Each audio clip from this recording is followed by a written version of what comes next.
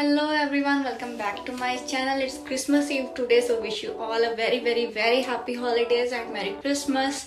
For the past few days, due to some health concerns, I wasn't able to post anything Christmassy like recipes or any other stuff.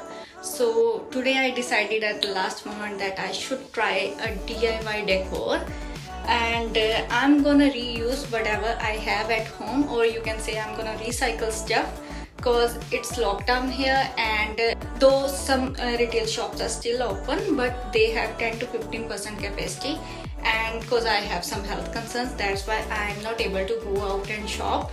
So I'm gonna recycle whatever I have at home. So you can say I'm gonna create this for free, or kind of under $5 budget.